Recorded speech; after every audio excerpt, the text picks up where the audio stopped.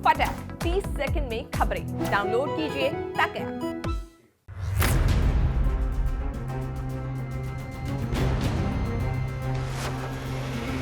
बीते कुछ महीनों से रियल एस्टेट सेक्टर में जारी तेजी से केवल रेजिडेंशियल सेगमेंट को फायदा मिल रहा था।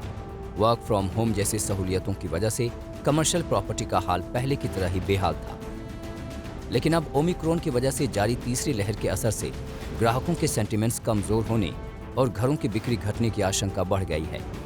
ऐसे में रियल एस्टेट सेक्टर की डिमांड है कि बजट के बहाने सरकार को इस सेक्टर की हालत सुधारने के लिए सीधे दखल देना चाहिए। हमें जीएसटी में रॉ मटेरियल पे और अंडर कंस्ट्रक्शन प्रॉपर्टी के जीएसटी पे कुछ वेवर या रिडक्शन की उम्मीद है। एंड हम ये भी चाहते हैं कि जो होम लोन पे इनकम टैक्स रिबेट है उसकी लिमिट को बढ़ाया जाए। रियल एस्टेट सेक्टर को बूस्ट देने के लिए एक बड़े साल से जो एक सेक्टर की पेंडिंग डिमांड है वो है इंडस्ट्री स्टेटस। अगर इस साल सरकार रियल एस्टेट सेक्टर को इंडस्ट्री स्टेटस देती है तो ये बहुत ही बढ़िया स्टेप होगा। इस बार के बजट से जो डिमांड्स रियल एस्टेट सेक्टर कर रहा है उसमें शामिल हैं रियल एस्टेट सेक्टर को इंडस्ट्री का दर्जा देना, जिससे निवेश बढ़ेगा और टैक्सेशन की प्रक्रिया आसान होगी। साथ ही कम दरों पर आसानी से लोन मिलेगा। सिंगल विंडो क्लियरेंस की डिमांड दोहराई जा रही है, जिससे कंस्ट्रक्शन में तेजी आए और लोगों को वक्त पर पोजेशन मिल सके। घर खरीदारों के लिए होम लोन के 2 लाख के ब्याज पर मिलने वाली टैक्स छूट को बढ़ाकर 5 लाख करने की मांग की जा रही है। इसके अलावा प्रिंसिपल अमाउंट रीपेमेंट पर 1.5 लाख तक की टैक्स लिमिट को भी बढ़ाने की मांग है।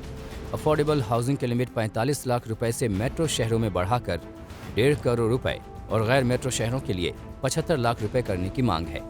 कमर्शियल प्रॉपर्टी के लिए भी जीएसटी की दरें घटाने की मांग की जा रही है। इसके अलावा टीडीएस घटाने की भी अपील की जा रही है और बिना साइज रियल एस्टेट डेवलपमेंट के लिए पीपीपी मॉडल यानी पब्लिक प्राइवेट पार्टनरशिप बढ़ाने की मांग की गई है।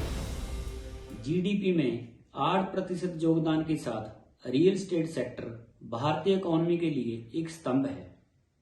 अगर रियल एस्टेट सेक्टर को इंडस्ट्री का दर्जा मिलता है तो इससे डेवलपर को बैंकों से कर्ज लेने में आसानी होगी और जिसकी वजह से हाउसिंग में नए लॉन्च होंगे और रोजगार बढ़ेंगे, जिसका फायदा सीधा सीधा अर्थव्यवस्था को होगा। इस महामारी में प्रॉपर्टी की ग्रोथ तो हुई पर काफी बिल्डर्स ने इश्यूज फेस किए, जैसे कि loss of time. And since a very long time government से सिंगल क्लियरेंस मैकेनिज्म डिमांड किया जा रहा है। सो वी होप इस time we'll get a positive response from the government. Real estate के जानकारों का कहना है कि पीपीपी मॉडल से शहरी विकास में तेजी आएगी और इकोनॉमी को काफी फायदा पहुंचेगा। भारत की जीडीपी में रियल एस्टेट का योगदान करीब 8% है।